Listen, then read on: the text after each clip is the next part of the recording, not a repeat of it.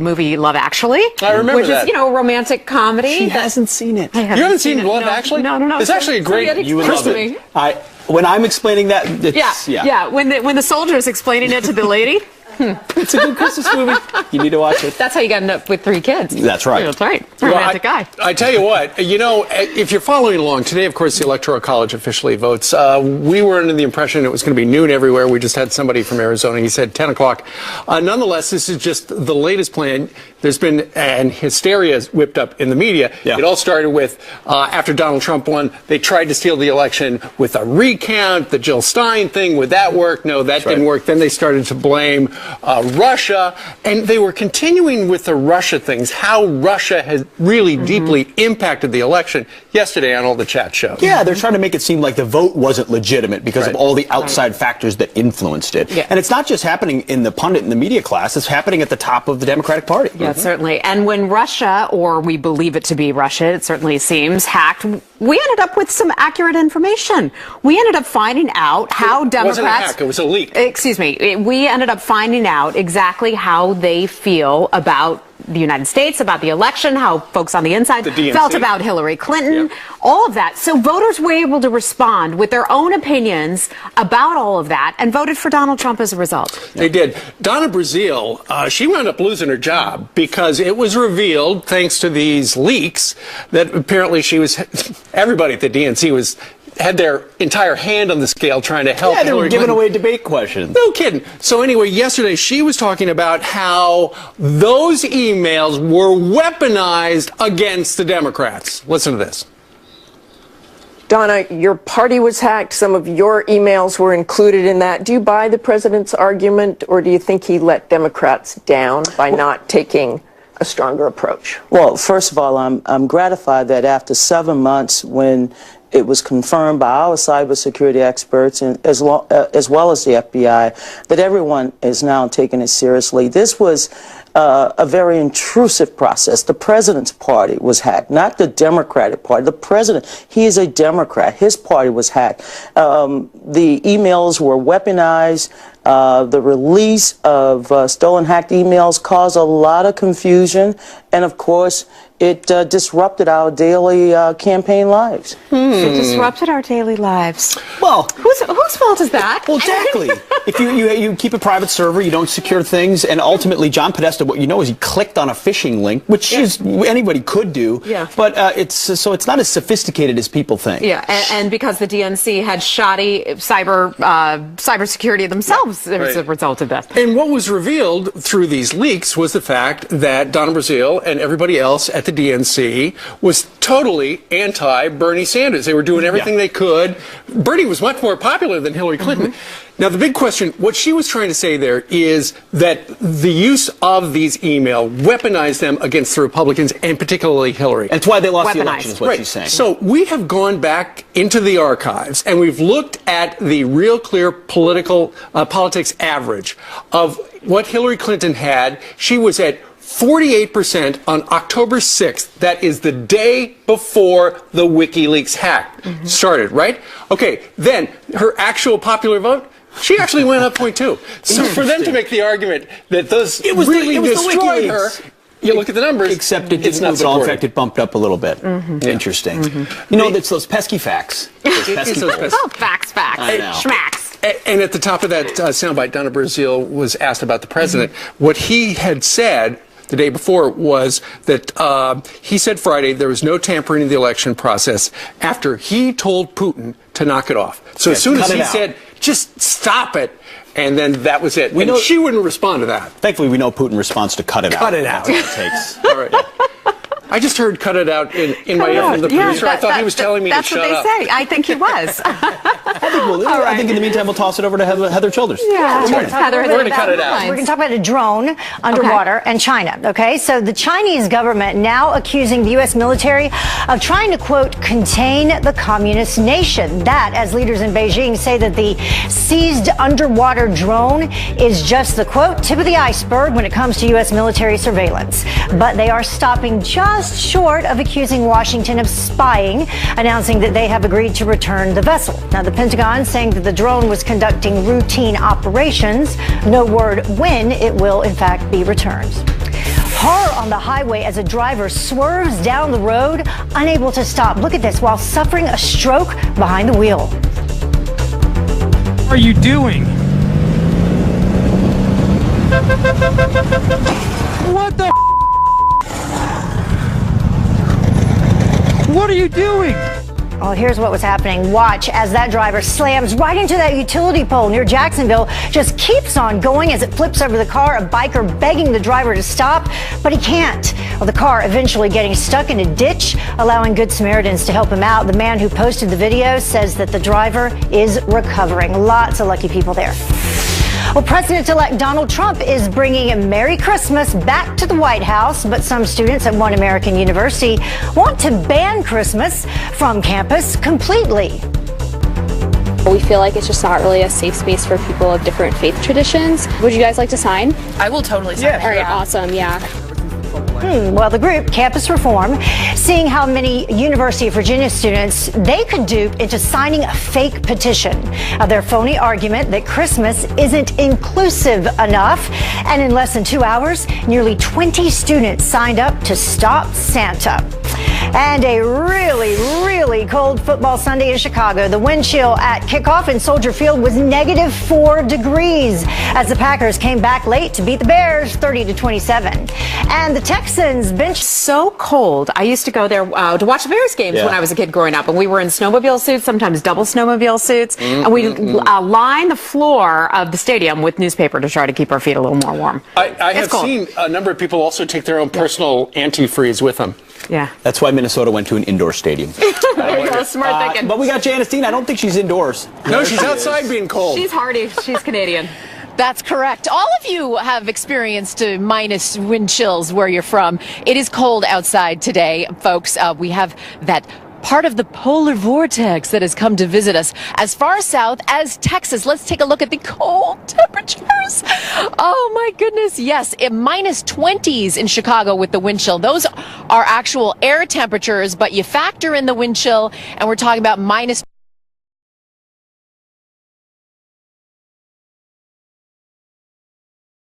A holiday, warmer temperatures on the way, and quieter weather on the map as well. Back inside.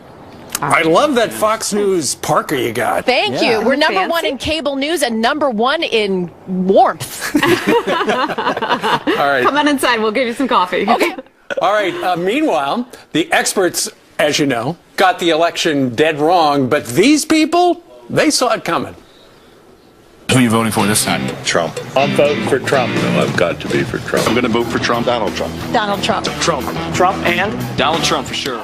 We are taking you back through our 2016 tour of America's diners. Straight ahead. Oh, I remember that tour. Oh, I know. And his product is beer, but this veteran's mission is helping Gold Star families, and he's not taking a dime of profit. A very cool story. Meet the Marine combat vet and Gold Star wife. There they are right there with the incredible tribute to our heroes next.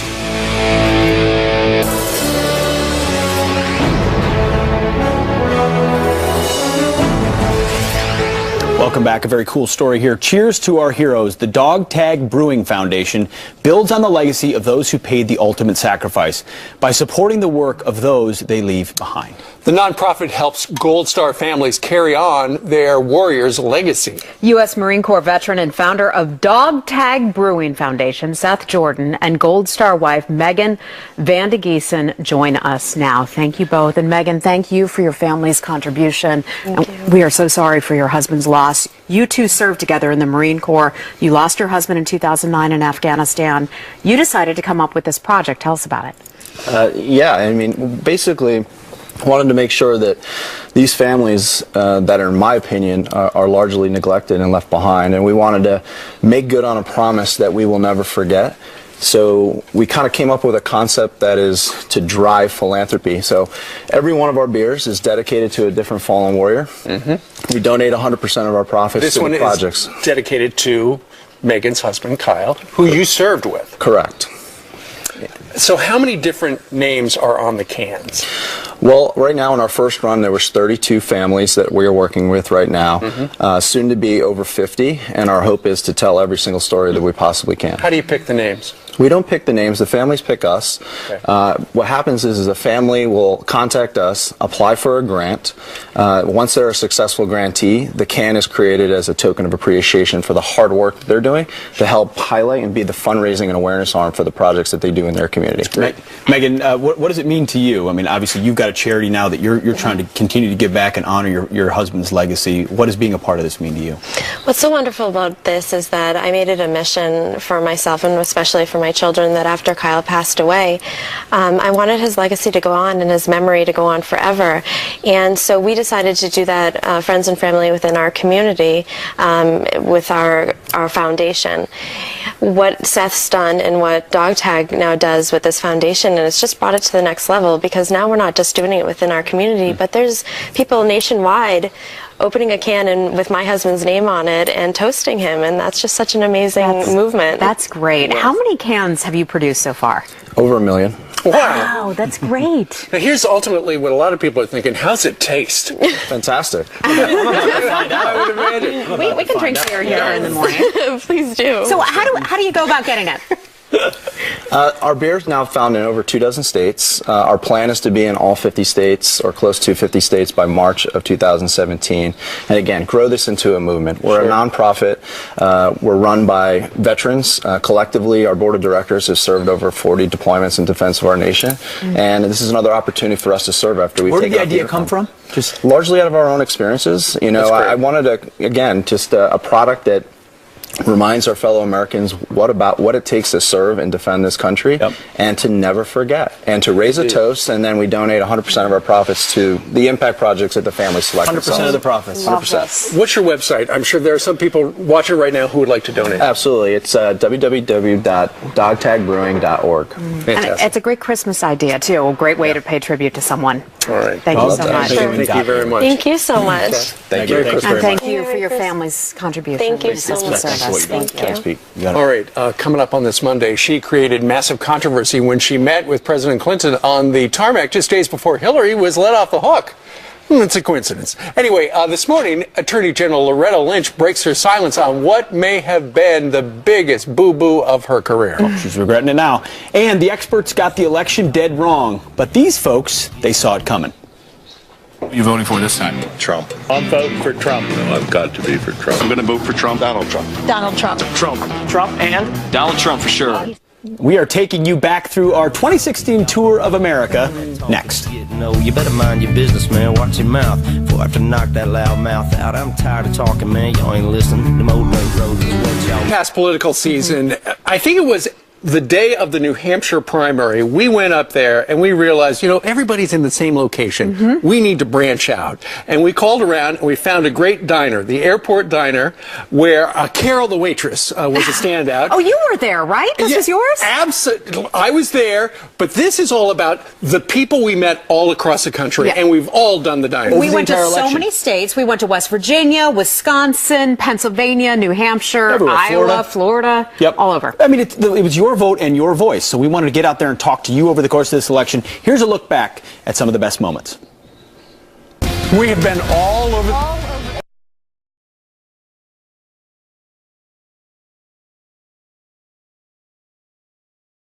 In Wisconsin. Columbus, a bellwether area of a battleground state, coming to your venues. Your venues. I'm right at home here at Shapiro's. We're at Fitzy's Diner. We've had a rowdy morning here already. Max Cafe, Route 8 in Butler, Pennsylvania. We're at the Massapequa Diner. We're going to give you a composite of what New York's like. The Viewmont Diner, serving breakfast, talking politics. Everyone has got a different story to tell. Listening to your views. Your views. Your views. What do you care most about this year? Keeping the jobs in the United States. It's time to just change what's going on in the government right now. There's a lot at stake. People just want to make sure that they get their voice heard. And reflecting your voice. Your voice. Your voice. Your voice. I am going to vote for Trump. I'm going to vote for Trump. Donald Trump. Donald Trump. Trump. Trump and Donald Trump for sure. He seems to care about the veterans and the VA. I think change is what we need. I wouldn't trust Hillary Clinton. This is the first time I got up crack of dawn so I could cast that vote for our founders, for everybody that's ever served this country. Who are you voting for today? Definitely Donald Trump. Donald Trump. He's the best candidate out there, and Hillary is somebody I don't want, period. I think Donald Trump offers a new perspective. I've been a registered Democrat since I was able to vote. And who are you voting for this time? Trump. I'm voting for Trump. I've got to be for Trump. I'm just tired of the same rhetoric that goes on in Washington, D.C. We need change in our country. You going to vote for the first female president? I'm asking. There are no words. I'm speechless. She has the most experience. And Hillary. Oh, we got two Hillary supporters. Hillary. There's a trust issue. We don't trust Hillary. I'm afraid to say now with all these people back here. I saw the vote earlier. I had to vote for Clinton. I voted for Hillary. I think I'm in the minority. I'm concerned about the last 8 years our military shrinking, and I believe that Hillary will just keep on shrinking it. I was paying a lot less per month, and then all of a sudden when this Obamacare thing came in, all of my insurance companies just raised everything to the roof. Florida got hit one of the hardest in the country. It's coming back, but people are still afraid to spend money, and if we don't have people in the right positions, we're not going to have nothing. It's for the economy that we're voting for Donald Trump. And you voted for who? I voted for Trump. All in for Trump. Donald Trump. Trump, of course. Trump. We've got to bring back honesty to government. We need to make America great again. The pundits were wrong. The people were right. Yeah. That's right. No, it was a lot of fun. And it was always eye-opening to get the views of people who, they're not in the pundit class or the elite class. They're talking amongst their friends and family, getting a sense of what will improve their lives. And it always came out. And had folks in Washington listened a lot more to the folks that we spoke with. Maybe the failing New York Times listened to them. Things differently. And the best part, we had breakfast all across America free. Oh, did we have a lot of breakfast? pancakes, We did. a lot of eggs, Pancakes. and fried cheese curds. Oh, delicious. Yeah, Delicious. All right. Straight ahead. Yes, President Obama has a pretty high opinion of himself these days. Almost every country on earth sees America as stronger and more respected today than they did 8 years ago. The leader of the Brexit movement in the UK is wondering which country he's actually talking about. Nigel Farage, there he is, live with us next. You better watch out, you better not cry, you better not pout, I'm telling you. It's a beautiful day here in the big town. We got Pete and Heather here on the Curvy Couch. That's right. And my kids keep counting down the days. Yesterday, my boy said, "Mommy, 7 days till Christmas." They and gotta your do it. 3 are Have you done on all it your too. shopping? I'm close. How about you? Close. I did mine yesterday. Yeah, online. Like a lot of males in America. And ship. And Steve Ducey is probably the best Christmas shopper because every year he comes up with these great ideas for his girls and Peter as well. And sometimes we talk about them, and you're a lovely gift giver. Well, thank you very much. No, you really are. You really are. I do my best to support local businesses in my town in suburban Virginia, in New Jersey. Where do you live now? We were talking about earlier with one of the guests about living out in Virginia and looking for a house. I gave them some suggestions and a lot of shipping online. A lot of Amazon gifts for the Ducey kids. I know what I'm getting Miss Heather Childers. Really? Something related to the Panthers because she loves her football. That's You're right. doing better than me. I have 0 so far. And it's Monday, as you mentioned out. You will get it done, my dear. You got plenty of time. Yeah. In the meantime, you got some breaking news, though. Some serious we do stuff. have some breaking news to begin with. And this is an awful story. A 3-year-old boy murdered in a road rage shooting, all because his grandmother was driving too slow. The horrifying tragedy happening in Little Rock, Arkansas. That's where a manhunt is underway at this hour. The family was heading to the store when someone drove up behind them at a stop sign and started honking. Well, the grandmother beeped back, and then moments later, the gunman got out of his car and opened fire. The grandmother and a 1-year-old who was also in the car not injured. Police are now offering a $20,000 reward for information.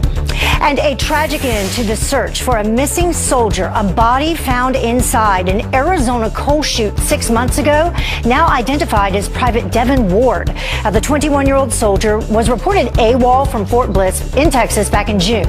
Investigators saying that Ward's fingerprints helped them come to the devastating conclusion, and it's still unclear how he died or how his body ended up in the chute to begin with. I regret it. That is what Attorney General Loretta Lynch is now saying about her tarmac meeting with Bill Clinton. Back in June, you'll remember the two met privately in Phoenix for 45 minutes at a time when the feds were still investigating Hillary Clinton's emails. Well, days later, FBI Director James Comey recommended no charges. Lynch admitting that the meeting maybe looked pretty bad. I wish I had seen around that corner and not had that discussion with the former president, as innocuous as it was, because it did give people concern. But Lynch still insists that she did not talk about the investigation with Clinton. Just golf and grandkids, right? And another big Bill Clinton scandal could be coming to the big screen. I did not have sexual relations with that woman, Miss Lewinsky. Well, a screenplay about Monica Lewinsky's White House affair with then-President Clinton now being shot to movie studios. It is called Linda and Monica, and it delves into the relationship between Lewinsky and Linda Tripp, the woman who eventually exposed the affair. So would you guys go see that? I'm not so sure I would. I'd rather watch a comedy. We'll see what happens. Nothing funny about that story. He wants to watch Love Actually. Yeah, totally. Oh, boy. Heather, thanks. All right. Heather's done. Nigel Farage is joining us today from London. Good morning to you, sir. Good morning. Hey, what do you make of the fact that today the Electoral College is meeting? The cover of the New York Post is D-Day. And, of course, some on the political left this is their last chance. They're sore losers. They're trying to steal the election. What do you make of what we're doing over here?